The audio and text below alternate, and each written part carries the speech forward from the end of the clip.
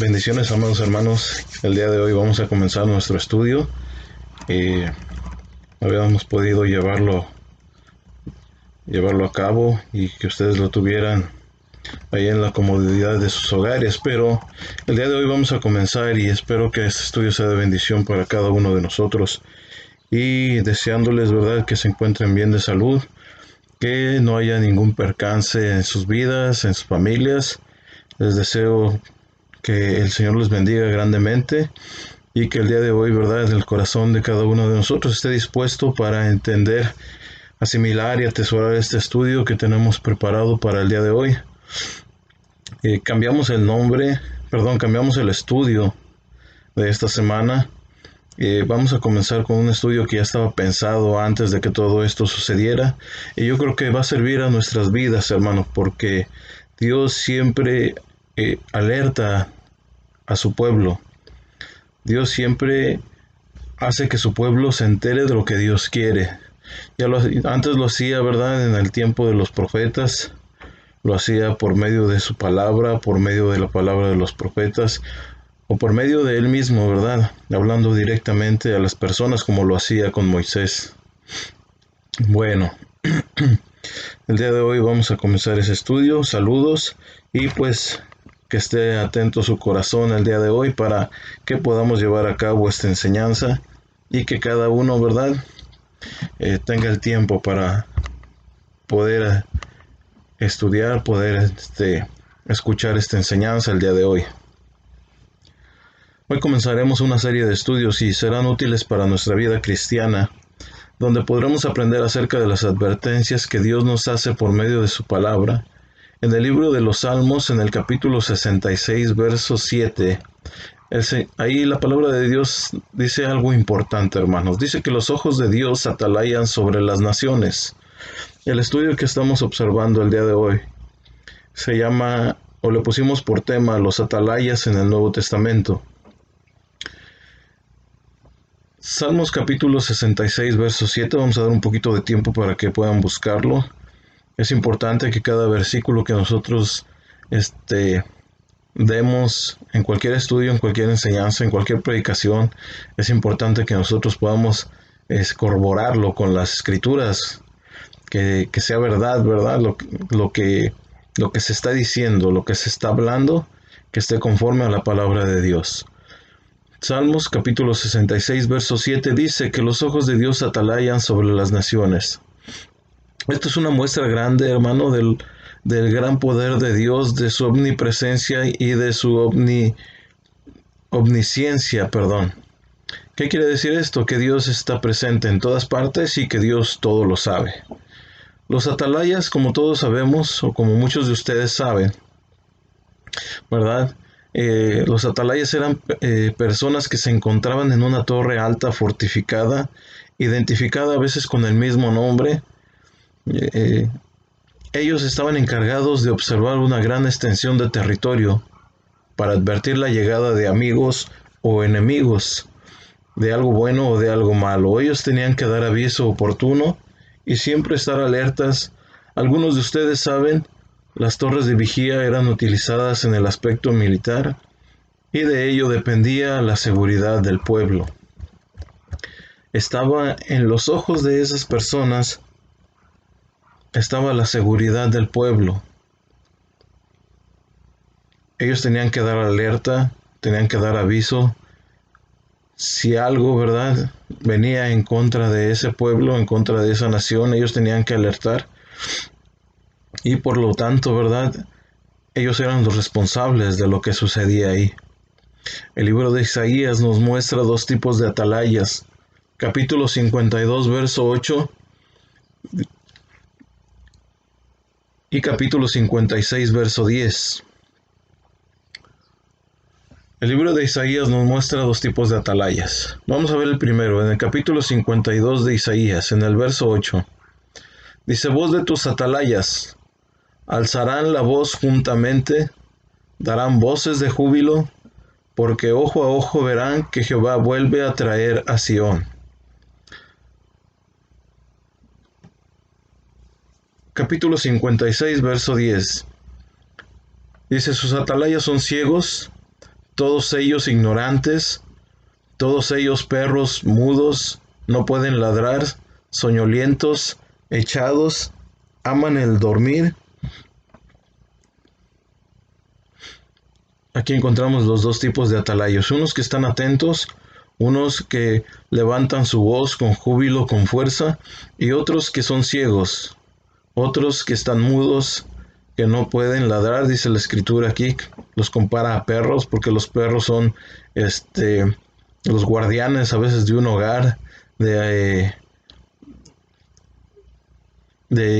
algún lugar donde los ponen para cuidar. Puede ser alguna construcción, puede ser algún hogar, algún rancho, algún terreno. Y los perros, ¿verdad?, son alerta para cuando alguien, ¿verdad?, cuando alguien que no pertenece a ese lugar se acerca.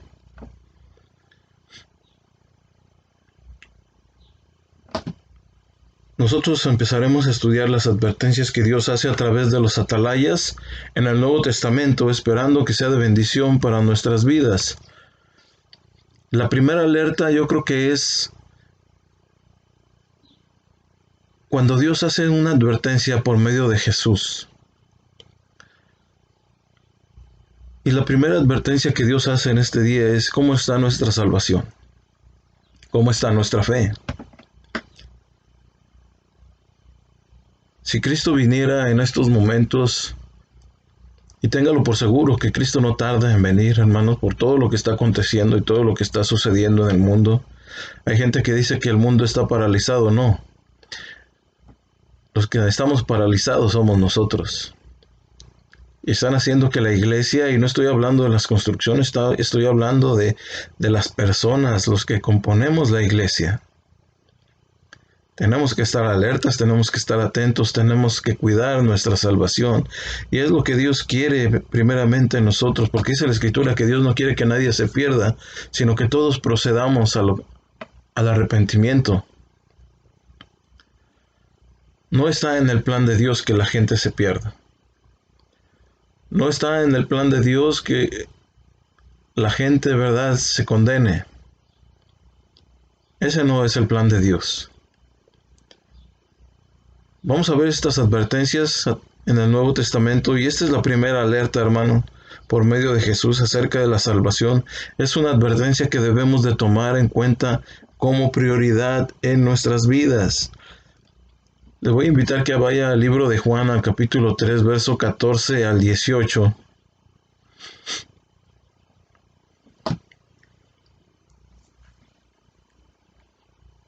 Le voy a dar un poquito de tiempo para que pueda buscarlo y vayamos conforme al estudio.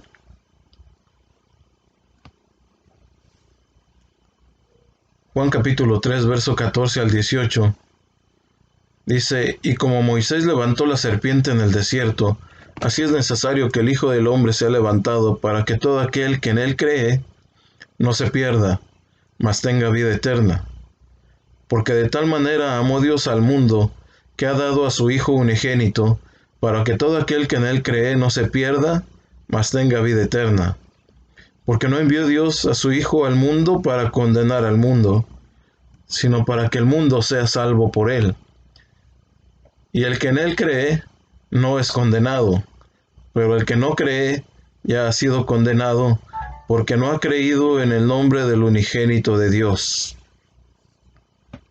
¿Cuál es el propósito de Dios? Que el mundo se salve. ¿Qué es lo que vino a traernos Jesús a nosotros? Salvación. Nosotros hemos adquirido esa salvación por medio del sacrificio de Jesús. Esa salvación es gratuita, pero va acompañada de una serie de hechos, una serie de actividades que nosotros tenemos que hacer. Porque el sacrificio de Jesús nadie puede igualarlo, nadie puede pagar ese precio. Entonces Dios, ¿verdad?, por medio de Jesús nos habla acerca de la salvación. Él no quiere que el mundo se pierda. Él no quiere que nosotros seamos condenados. En una ocasión una persona me preguntó, dice: ¿por qué su Dios judío, que nos ha dado libre albedrío de decidir, libre pensamiento, libre decisión, por qué su Dios judío condena a alguien que le dio libre decisión por no seguirle, por no obedecerle? ¿Por qué lo condena si Dios mismo se lo dio? Mi respuesta fue esta. En primer lugar, Dios no es judío, Dios es universal. Y en segundo lugar, Dios no condena a nadie. Dios no ha condenado a nadie, ni ha juzgado a nadie. Hasta el día de hoy, el único que ha sido juzgado es Satanás. Es el único que ha sido condenado. ¿Y cuál es su condena? Que algún día será encadenado y será atado por 1000 años. Ya Dios ya lo condenó. Pero sin en cambio Dios no nos ha condenado a nosotros. Los que nos condenamos somos nosotros mismos, por nuestras actitudes, por nuestros hechos. Es cierto, Dios nos da libre albedrío, pero dentro de ese libre albedrío está el decidir amar a Dios, obedecer a nuestra carne, pero por lo tanto Dios nos anuncia a nosotros, nos alerta. ¿Qué sucede si nosotros no le obedecemos? ¿Qué sucede si nosotros obedecemos a nuestra carne? Dios está poniendo las opciones y está en nosotros decidir. No nos está obligando a obedecerle, no nos está obligando a desobedecerle. Lo que Dios nos está dando es opción para que nosotros decidamos qué hacer y qué no hacer. Libro de Juan capítulo 11, verso 25 al 26. Juan capítulo 11, verso 25 al 26.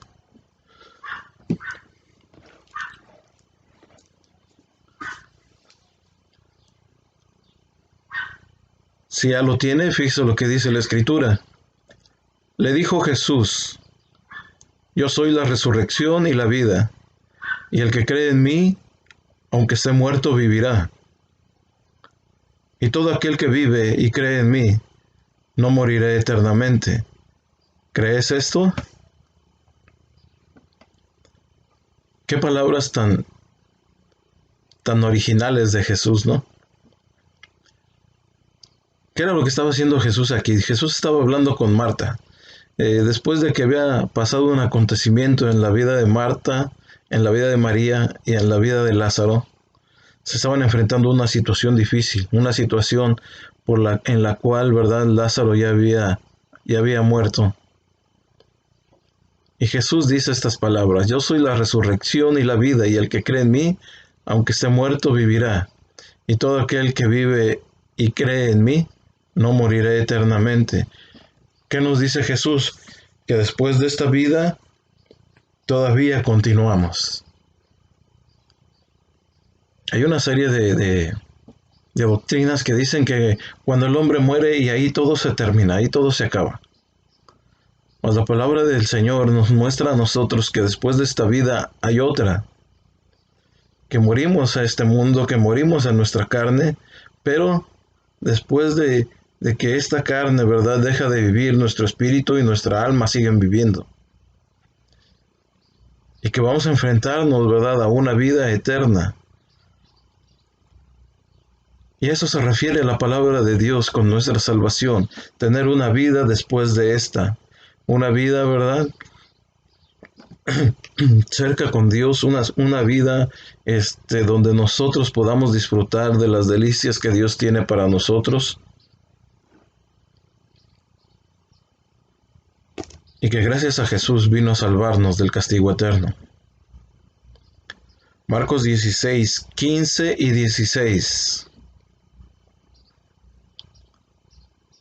Marcos capítulo 16, verso 15 al 16.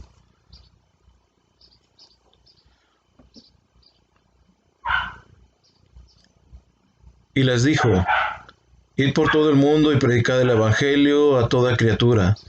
El que creyere y fuere bautizado será salvo, mas el que no creyere será condenado.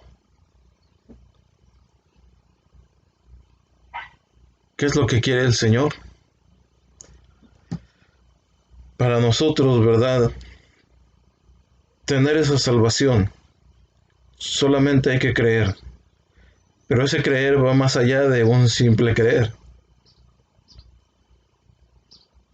Va unado el creer en Jesús, creer que Él es el Hijo de Dios, creer, ¿verdad?, en el Evangelio que Él predicó, y después viene una obediencia al ser bautizado. El bautismo nos salva, el bautismo nos limpia de pecados, el bautismo nos borra nuestros pecados. Es una libre decisión de morir para el mundo y vivir para Cristo. Eso es lo que significa el bautismo. Y cada uno de nosotros, ¿verdad?, hemos entendido. Ahora vamos al libro de Marcos. Marcos capítulo 16, verso 15 y 16.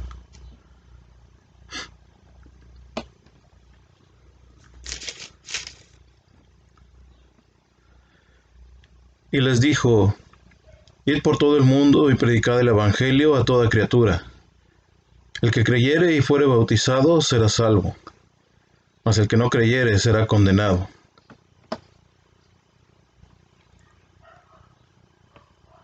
Tenemos un trabajo. Cada uno de nosotros tenemos una gran comisión de parte de Dios, ir y predicar el Evangelio a toda criatura, llevando verdad por medio del sacrificio de Jesús, a que la gente crea, se bautice y sea salva. Eso es lo que Dios quiere, que la gente se salve. Nuestro único trabajo aquí es predicar el Evangelio.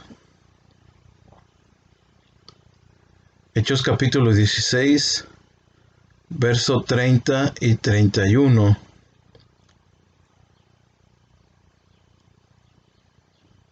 Acuérdense que estamos dando un poquito de tiempo para que puedan buscar las citas.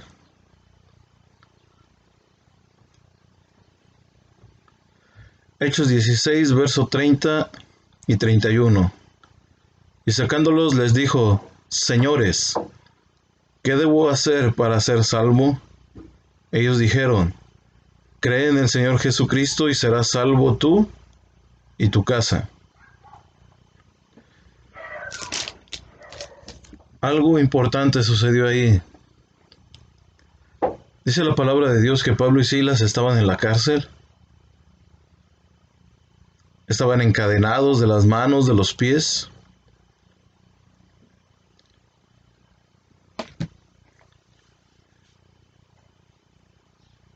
Pero dice las Escrituras que dentro de la cárcel ellos estaban cantando salmos e himnos espirituales.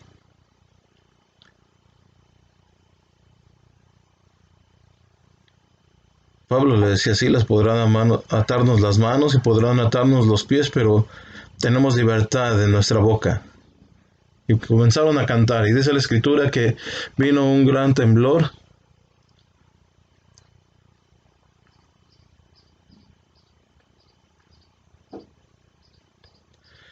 Y el carcelero, el que estaba en ese lugar, ¿verdad?, cuidando a todos los que estaban ahí presos, estaba a punto de quitarse la vida porque él pensó que se habían escapado. Y cuando él tomó su espada para quitarse la vida, el apóstol Pablo le habla y le dice: hey, no hagas eso, no lo hagas, aquí estamos todos. Y él, al ver, este hombre, el carcelero, al ver que verdaderos hijos de Dios estaban ahí, porque hubieran sido otros, se hubieran escapado. Verdaderos hijos de Dios estaban ahí. Él en su corazón viene, ¿verdad?, el Señor hablando a su vida y le dice: ¿qué debo hacer yo para ser salvo? Y ellos dijeron: cree en el Señor Jesucristo y serás salvo tú y tu casa. El creer esta palabra, mucha gente piensa que porque una persona ya creyó, ya todos son salvos. Y hay un gran error ahí. La palabra del Señor dice que cuando una persona cree, serás salvo tú y tu casa, porque cuando una persona cree, está encargado de llevar el Evangelio a los demás, a todos los miembros de esa familia, a los miembros de esa casa. Qué importante es que nosotros prediquemos el Evangelio a nuestras familias, que prediquemos el Evangelio a nuestros hijos, que prediquemos el Evangelio, ¿verdad?, a nuestros hermanos. Qué tan importante es, ¿verdad?, ¿Quieres que se cumpla la palabra del Señor en tu vida y en mi vida? Yo quiero que se cumpla. Pues tenemos que predicar a nuestra familia. Y recordemos que ese creer va más allá de un simple querer. Porque muchos que dicen, ¿verdad? Yo creo en Jesús. Yo creo en Dios. Pues sí, sí sabes de su existencia, sí sabes que Él existe. Pero eso va más allá.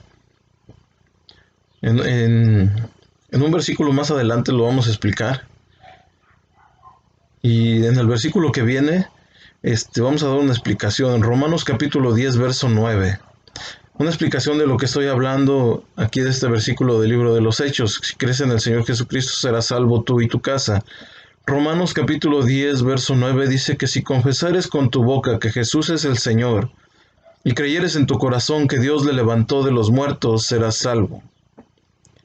Que si confesares con tu boca que Jesús es el Señor, nos está hablando acerca de una confesión. Confesar con nuestra boca que Jesús es el Señor y creer en nuestro corazón. Nos va más allá de creer solamente con nuestra mente.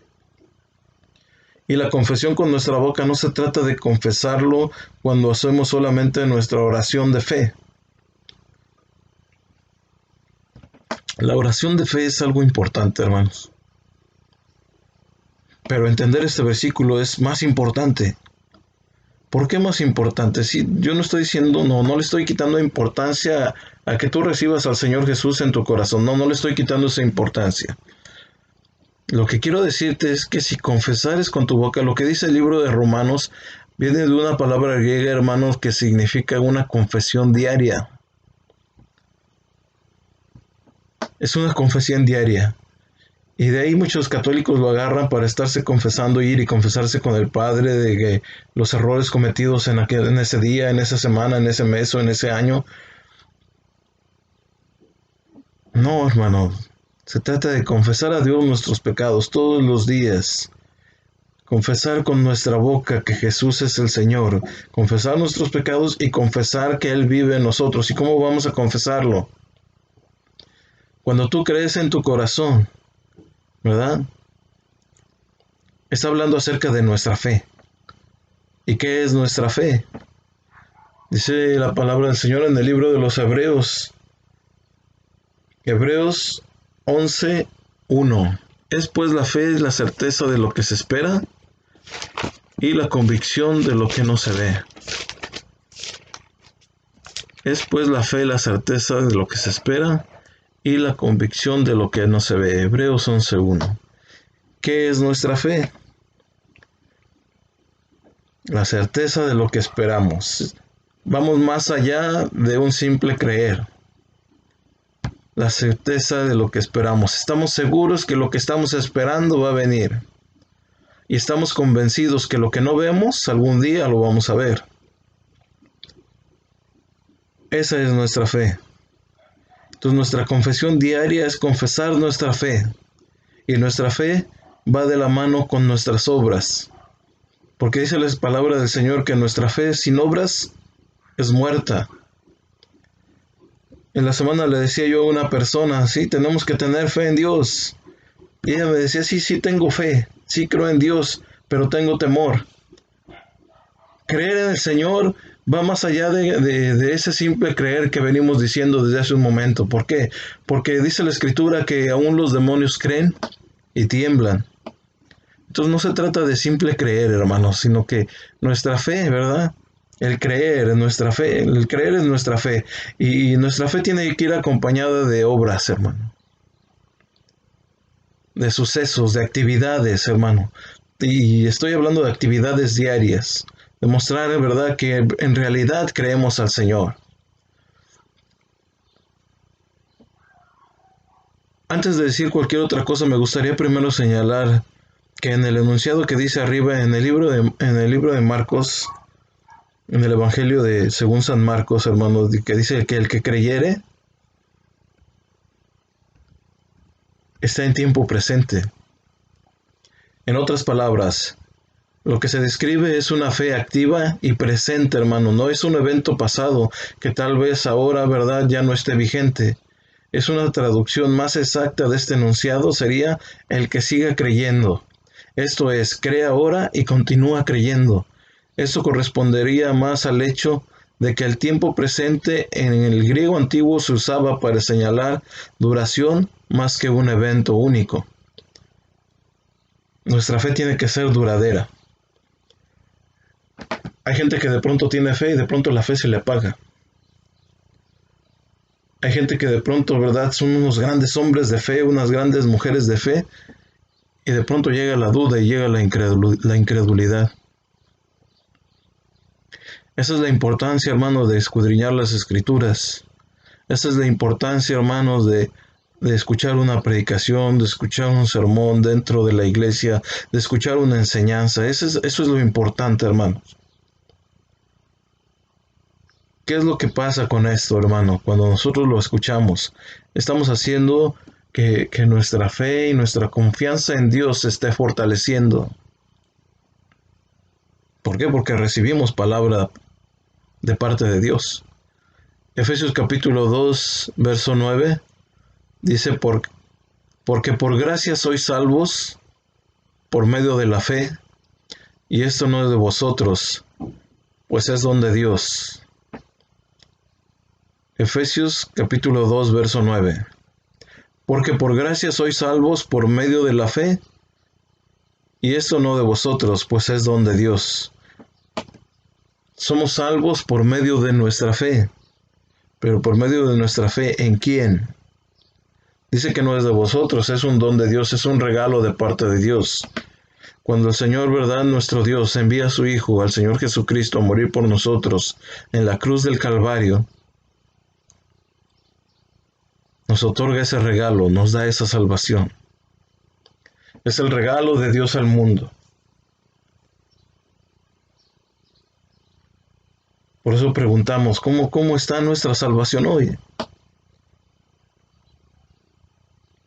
Y no es que nuestra salvación se pueda medir por niveles, no.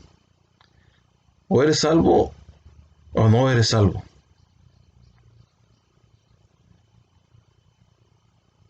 Tito capítulo 2, verso 11. Vamos a ver también Tito capítulo 2, verso 11.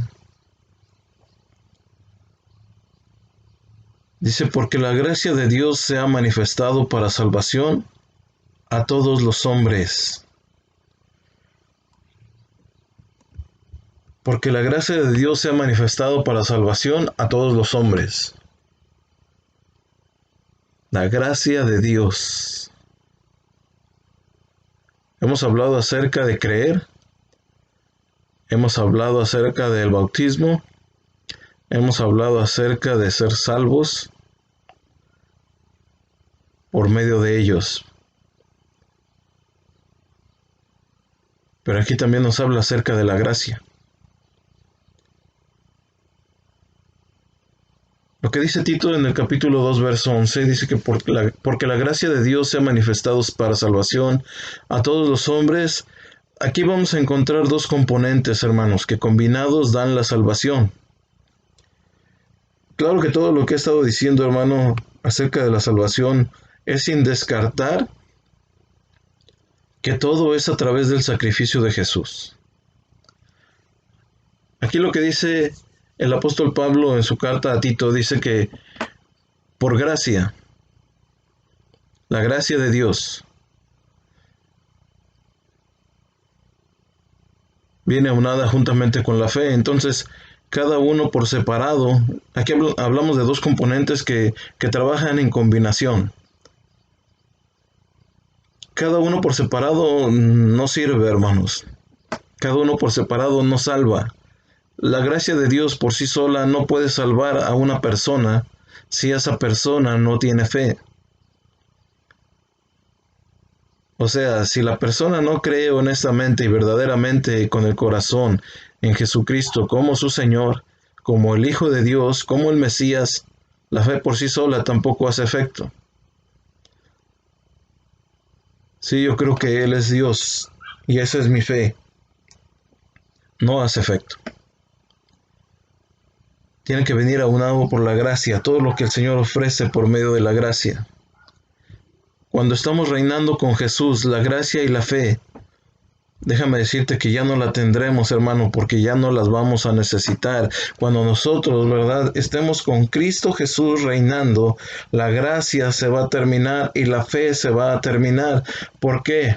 ¿Por qué digo esto? Y me atrevo a decirlo, hermano, porque la gracia es lo que el Señor nuestro Dios nos ofrece por medio del sacrificio de Jesús. Entonces, cuando estemos con Jesús, todo lo que Él nos ofreció ya lo tendremos en nuestras manos. Se va a consumar nuestra fe. Y ahí viene lo que le estaba diciendo hace un momento. Me atrevo a decirlo porque la palabra del Señor dice que Jesús es el autor y el consumador de nuestra fe. Con Él inicia nuestra fe y con Él termina cuando nosotros estamos reinando con Él. Espero que me esté explicando.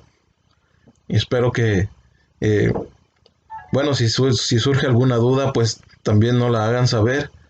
Pero espero que lo que estamos hablando esté claro, hermanos. Amén. Una advertencia de parte de Dios, el atalaya por medio de Jesús, Dios hablando por medio de Jesús que necesitamos salvación.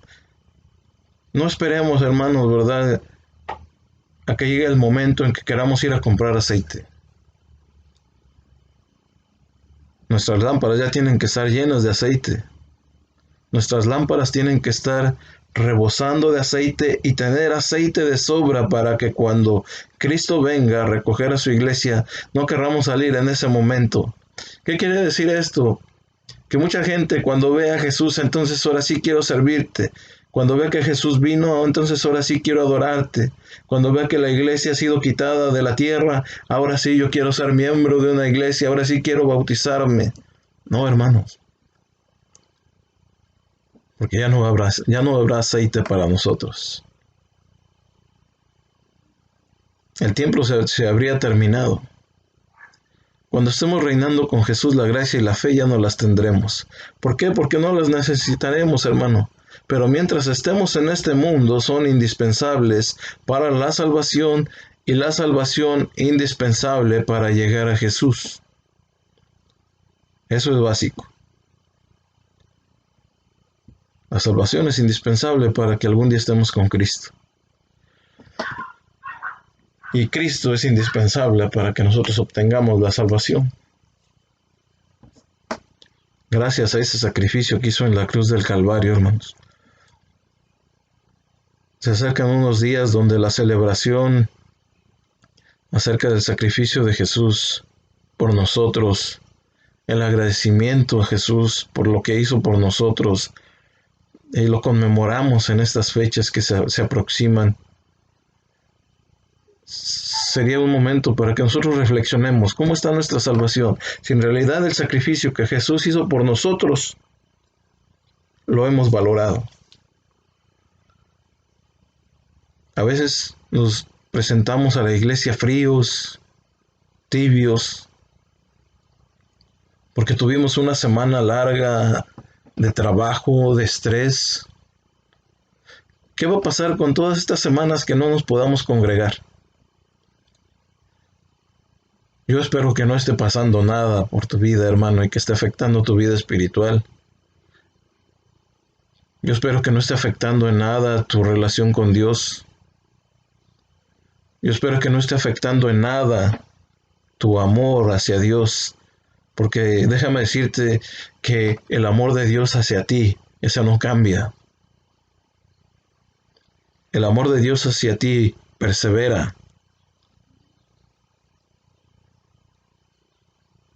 Yo creo que Jesús hace mucho tiempo tenía que haber venido por su iglesia. Pero dice la Escritura que con amor eterno nos ha amado, por lo tanto ha prolongado su misericordia. Porque nos ama. Y vuelvo a lo mismo que decía casi al inicio del estudio. Él no quiere que nadie se pierda, sino que todos vayamos al arrepentimiento.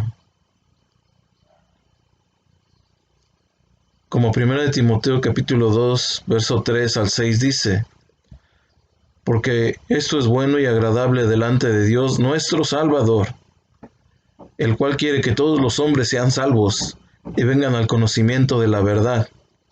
Porque hay un solo Dios y un solo mediador entre Dios y los hombres, Jesucristo hombre, el cual se dio a sí mismo en rescate por todos, de lo cual se dio testimonio a su debido tiempo. Solamente hay un Dios, y eso lo creemos. ¿Somos politeístas? No, ¿verdad? Nosotros creemos en un solo Dios. Los politeístas creen en varios dioses. Y hay gente que dice que nosotros somos politeístas porque creemos en Dios Padre, Dios Hijo y Dios Espíritu Santo. Pero en realidad lo que nosotros estamos creyendo es la divinidad de Dios, la Trinidad de Dios. Es un solo Dios.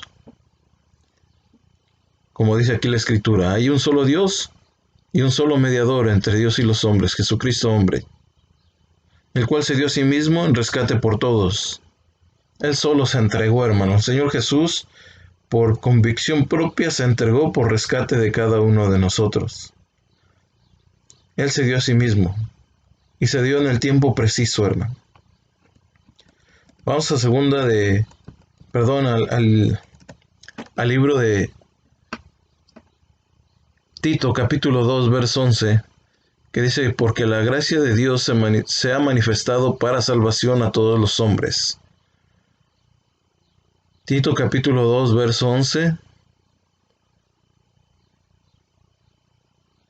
Porque la gracia de Dios se ha manifestado para salvación a todos los hombres. Jesucristo se dio a sí mismo por nosotros.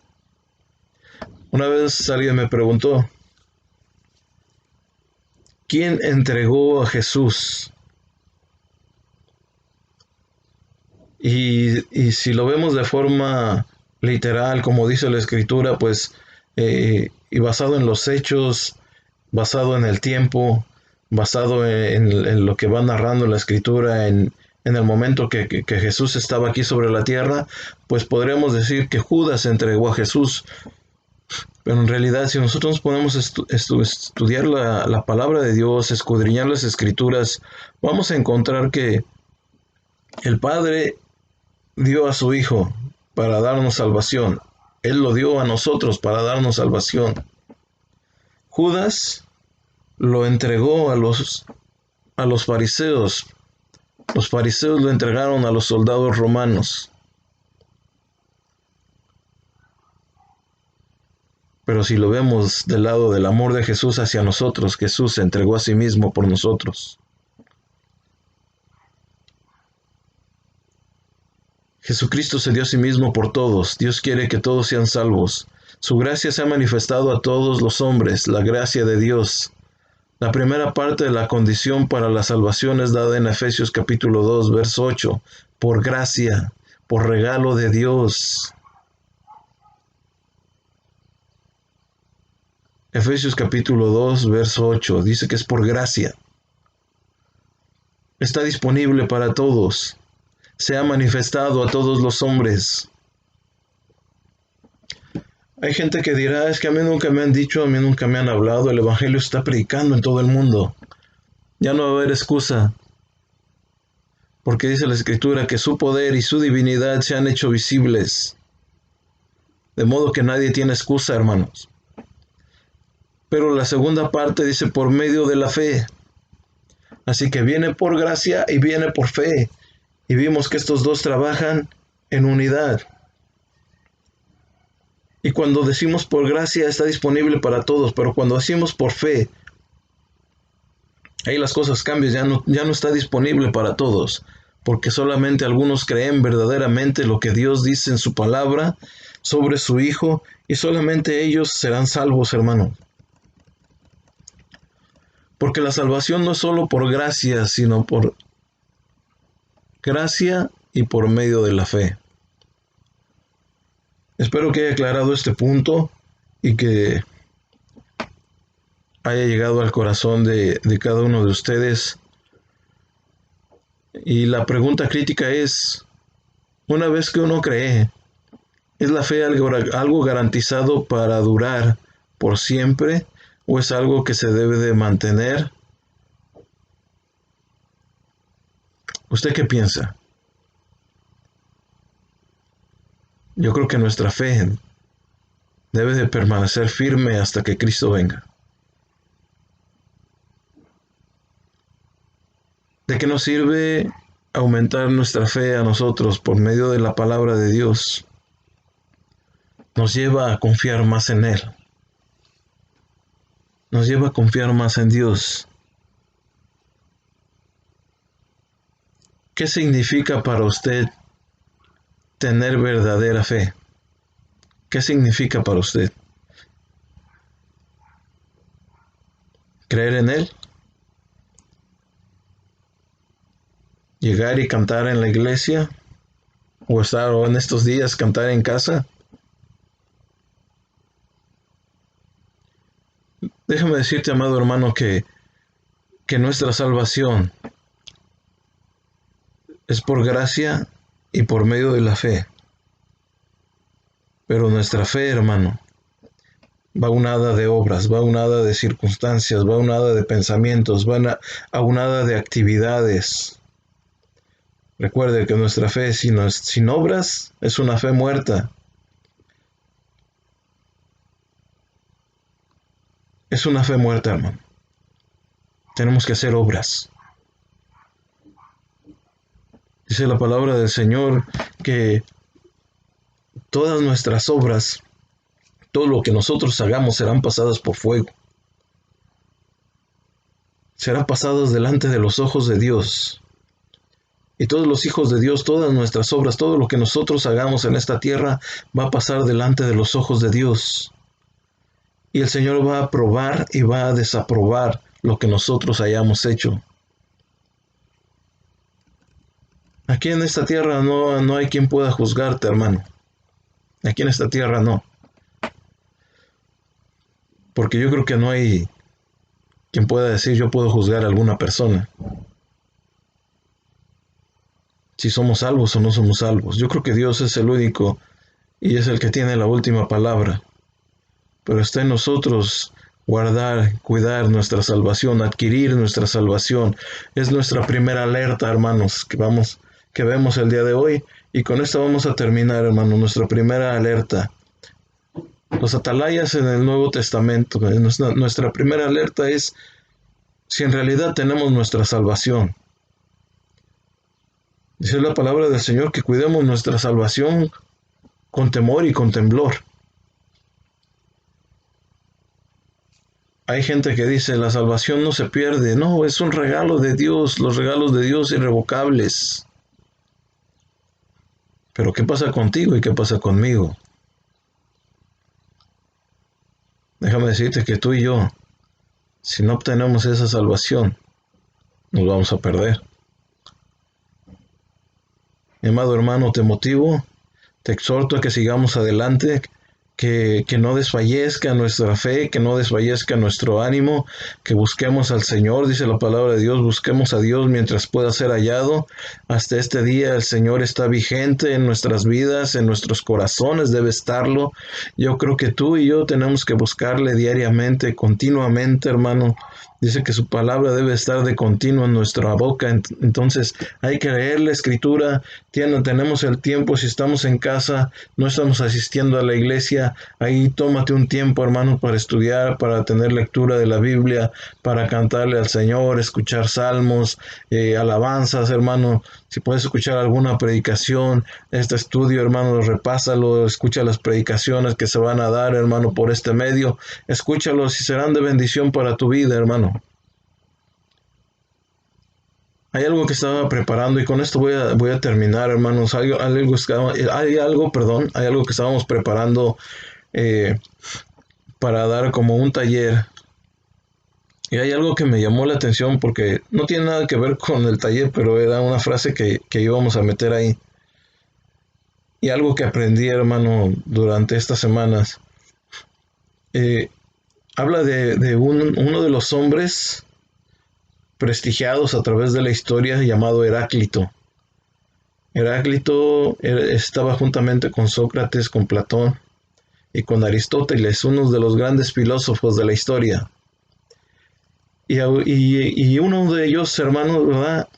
Heráclito hablaba de la existencia de alguien. No sabía qué es, pero sabía que existía alguien, un inicio, un principio. Y todo eso fue trascendiendo, hermano, a través de cada uno de ellos. Y cuando Aristóteles llega, y Aristóteles ve la palabra de Dios en el libro de Juan, en el capítulo 1, y dice Aristóteles, existe alguien, existe un inicio, una creación, el inicio de la creación. No sé qué es, no sé quién es, pero existe y ahí está. Y lo llamó un logos. Logos. En aquel tiempo era el principio, el inicio de algo. Hoy es el estudio de algo. En aquel tiempo era el inicio y el principio de algo, logos. Cuando él lee el libro de Juan, en el capítulo 1, déjeme buscárselo. Me lo sé de un poco de memoria, pero no quiero fallarlo y quiero leérselo bien.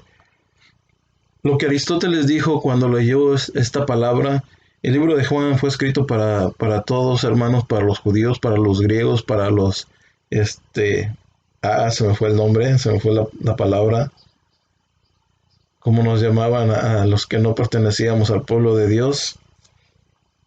Pero bueno, Aristóteles decía, en el principio era el Logos, y el Logos era con Dios, y el Logos era un Dios. Estaba hablando de la existencia del inicio de algo, del Creador, del que creó todas las cosas, aquel que sabe que todas las cosas fueron hechas por Él y para Él. Y ese Logos, hermano, es el que te ofrece la salvación en este día. Guarda tu salvación, cuídala, hermano. Que Dios te bendiga. Fue un placer estar contigo en este tiempo, saludarte y decirte que, pues que en este tiempo, ¿verdad? Sigamos afirmándonos en la fe, en el Hijo de Dios, en nuestra salvación, guardando nuestra salvación, que no haya nada, ¿verdad?, que perturbe tu vida, perturbe tu corazón, y que seas bendecido por Dios en esta hora. Yo te invito a que cierres tus ojos, vamos a orar y a darle gracias a Dios por este tiempo. Padre, te doy gracias, Señor, porque nos has permitido, Señor, llevar a cabo este estudio del día de hoy. Creyendo, Padre, que ha llegado al corazón de mis hermanos. Los atalayas en el Nuevo Testamento son advertencias que tú nos haces para dirigirnos, Señor, en nuestra vida cristiana, Padre, para que no permitamos, Señor, que el enemigo venga a nuestras vidas, a nuestros corazones, y venga, Señor, a dañar, que venga a hurtar, que venga a destruir. Hoy, Señor, creemos, Padre, que tu bendición está sobre la iglesia, mi Señor. Creemos esas palabras que tú dijiste en la Escritura, Señor, por medio de Jesús. Que sobre esa roca, Padre, sobre Pedro, mi Dios, cuando das las palabras a Pedro, Señor, sobre esta roca edificaré mi iglesia y las puertas del Hades no prevalecerán contra ella. Nosotros lo creemos, Señor Jesús, que las puertas del Hades no prevalecerán contra tu iglesia, que en este tiempo tu iglesia saldrá triunfante, Señor. Si has de venir, Señor, por tu iglesia, mi Dios, en este tiempo, Señor, queremos decirte que estamos listos, mi Dios, para cuando tú vengas, Padre. Que queremos, Señor, estar listos, Señor, para tu venida. Que queremos, Señor, que nuestras lámparas estén llenas de aceite y ser salvos, Señor, por medio del sacrificio de Jesús, por medio de la gracia, por medio de la fe, por medio, Señor, de nuestra fe con obras, Señor. Yo te doy gracias en esta hora. Guarda la vida de mis hermanos, guarda sus corazones, guárdalos, Señor, en el trabajo, cúbrelos, Señor, en el hueco de tu mano, Padre, que no permitas, Señor, que nadie, Señor, de ellos perezca en alguna enfermedad, en alguna infección, Señor, de lo que está hablando hoy el día, Padre amado. Yo te ruego que seas con ellos y súpleles, mi Dios, súpleles, Señor, así como el alimento espiritual, el alimento material, Señor, en estos tiempos, Señor, que viene una crisis, Señor, a la vida de las personas. Yo te pido, Señor, que tu iglesia, Padre, esté, Señor, bajo tu cobertura. Te doy gracias, Padre amado, bendice a mis hermanos, a cada uno de ellos bendícelos grandemente, a los pastores bendícelos, Señor Jesús. Gracias, Señor amado, en el nombre de tu Hijo amado Jesucristo te agradezco, Señor, infinitamente. Gracias. Amén. Bendiciones, amados hermanos, que Dios les bendiga.